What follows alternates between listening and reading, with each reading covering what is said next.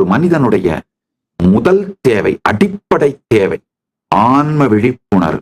தன் உடலை பற்றியும் மனதை பற்றியும் உயிரை பற்றியும் வாழ்க்கையை பற்றியும் தெளிந்த தெளிவுக்கு வருதல். அது ஓனர்ஸ் மேனுவல் மாதிரிங்க. ஓனர்ஸ் மேனுவலை படிக்காம கார்ல ஏறி உட்காந்து ஓட்ட ஆரம்பிச்சீங்கன்னா என்ன ஆகும்? பிரேக்குக்கு பதிலாக ஆக்சிலேட்டர் பெடலை பிரஸ் பண்ணீங்கன்னா என்ன ஆகும்? ஓனர்ஸ் மேனுவல் படிக்காம கார்ல ஏறி கார் ஓட்ட ஆரம்பிக்கிற மாதிரி தான் இந்த உடல் மனம் உயிர். இதோட ஓனர்ஸ் மேனுவலை படிக்காம இதை ஓட்ட ஆரம்பிச்சு வாழ்ந்துட்டு இருக்கீங்க. ஆக்சிடென்டலா இன்னும் ஆக்சிடென்ட் ஆகாம இருக்கு. நல்லா புரிஞ்சுக்கோங்க. நான் சொல்லிட்டு இருந்தேன் கணக்கு.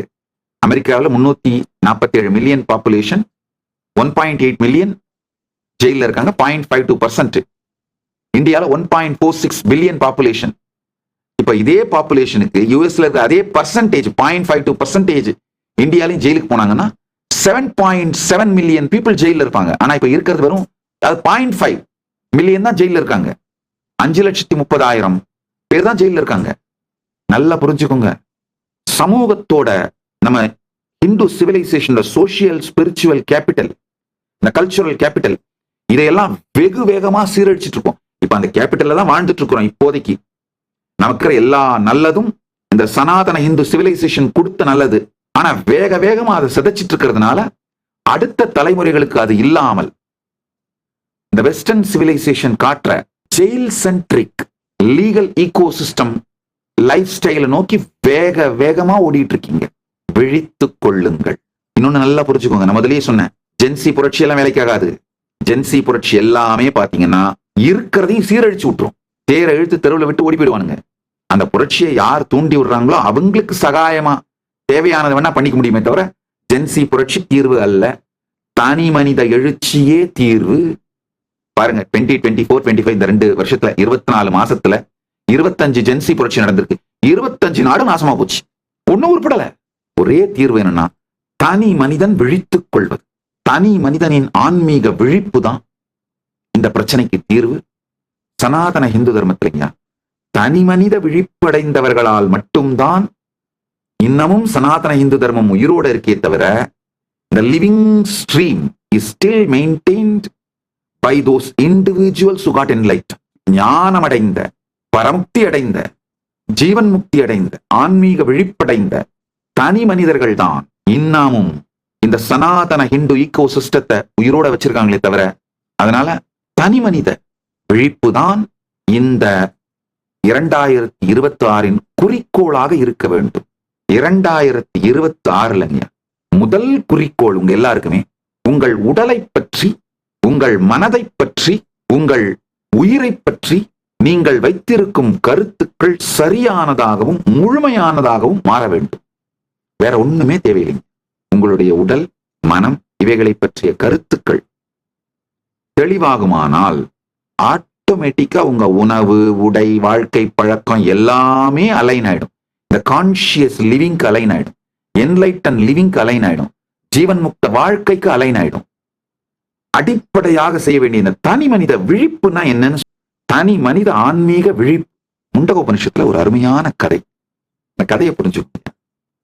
2 பறவைகள் மிக நெருங்கிய நண்பர்கள், ஒரே மரத்துல இருக்கு. அதுல ஒரு பறவை மரத்து மேல உச்சியில இருக்கு, அமைதியா உட்கார்ந்துருக்கு.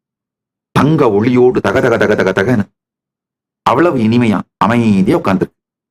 இன்னொரு பறவை, கொஞ்சம் சின்ன பறவை, கீழே ஒரு கிளைக்கும் இன்னொரு கிளைக்கும் தாவி தாவி ஓடிட்டு இருக்கு. திடீர்னு ஒரு கிளையில தாவி பழத்தை சாப்பிடுது. அது ரொம்ப டேஸ்டா இருக்கு அப்படின்னு இனிமையான பழம்னு நல்லா ருசிச்சுட்டே இன்னொரு கிளைக்கு தாவி இன்னொரு பழத்தை சாப்பிடுது. அது ஆனா கசப்பான பழமா இருக்கு. உடனே துப்பிட்டு வேன்னு கஷ்டப்பட்டு நொந்துட்டு மரத்தையும் வாழ்க்கையையும் சுத்தி இருக்கவங்களையும் எல்லாரையும் திட்டிட்டு, ஆனா சும்மா இருக்க முடியல.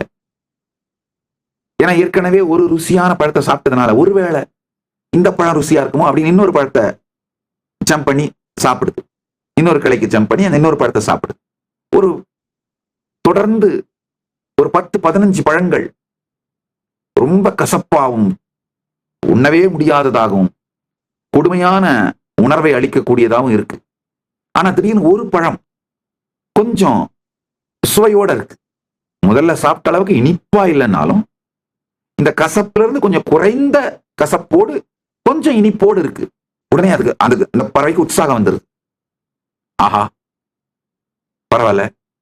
அப்ப திரும்ப ஆரம்பிக்குது. திடீர்னு ஒரு பழம் இனிப்பா வருது, ஆனா பல பழங்கள் கசப்பா வருது. இப்படியே சாப்பிட்டுட்டு இருக்கு. ஆழ்ந்து கேளுங்கள்.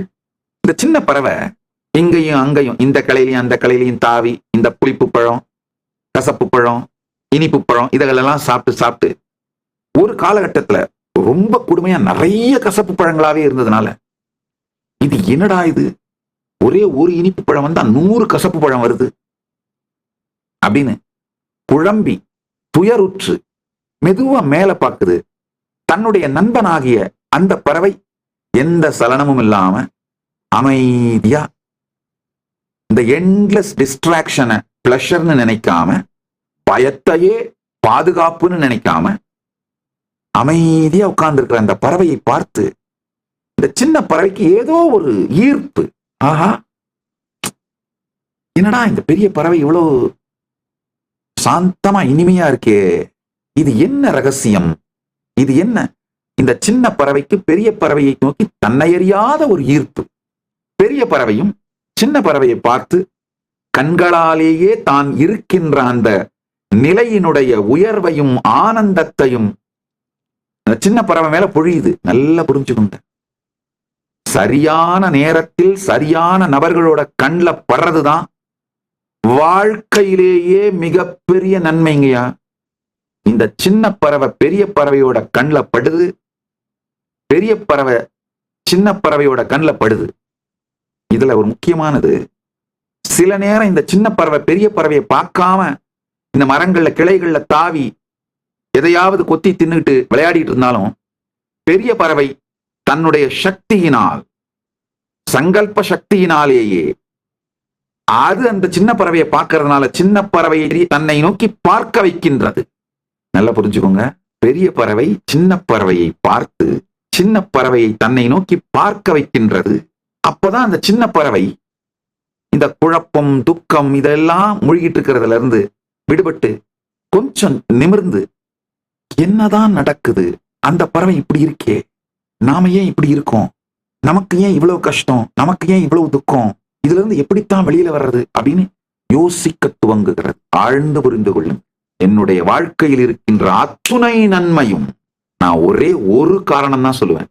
சரியான நேரத்தில் சரியான நபர்களின் கண் என் மீது பட்டது, என்னுடைய கண் அவர்கள் மீது படுமாறு அவர்கள் செய்தார்கள். அதுதான், வேற எதுவும் கிடையாது.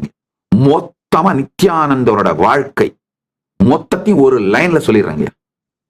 சரியான நபர்கள் சரியான காலகட்டத்தில் அவர்கள் கண் என் மீது விழுந்தது, என் கண் அவர்கள் மீது விழும் வகையிலே அவர்கள் செய்தார்கள். அவ்வளவுதாங்க. என் வாழ்க்கையில் இருக்கிற ஞானம், அனுபவம், அனுபூதி, நன்மை, நான் உலகத்துக்கு செஞ்சிருக்கிற ஏதாவது நன்மை இருந்தால், என் வாழ்க்கையில நல்லதுன்னு நீங்க எதையாவது நினைச்சீங்கன்னா அதுக்கு ஒரே காரணம் இதுதான். பாத்துக்கோங்க.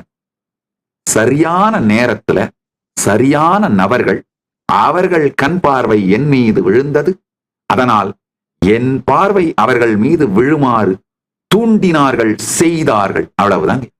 மீதி எல்லாம் தானா நடந்துருச்சுங்க. ஒரு ஞான குரு நம்மை பார்ப்பது, அவர் கண் பார்வை நம்ம மேல விழறது சாதாரண வேலை இல்லைங்க. அங்க எல்லாமே முடிஞ்சிருதுங்க. அது விழுந்து விட்டால் அவர் என்ன பண்ணணுமோ பண்ணுவார். கரெக்டா உங்கள் பார்வை அவர் மீது விழ வைத்தே தீருவார். அவர் பார்வை உங்கள் மீது விழுந்து, உங்கள் பார்வை அவர் மீது விழுந்து விட்டால் முடிந்தது வாழ்க்கை. துக்கம், துயரம் இதெல்லாம் பட்டு, கஷ்டப்பட்டு, துக்கப்பட்டு, துயரப்பட்டு இது எல்லாம் பட்டு கொண்டிருக்கும் வாழ்க்கை முடிந்தது. அதுக்கு மேல சர்வ சுதந்திர சர்வ ஆனந்த ஜீவன் முக்த வாழ்க்கை தான். மீண்டும் ஒரு முறை கதவை திற, காற்று வரட்டும். பகவான் ஸ்ரீ நித்யானந்த பரமசிவம் அருளும் சிறப்பு நீரலை சத்சங்கம்.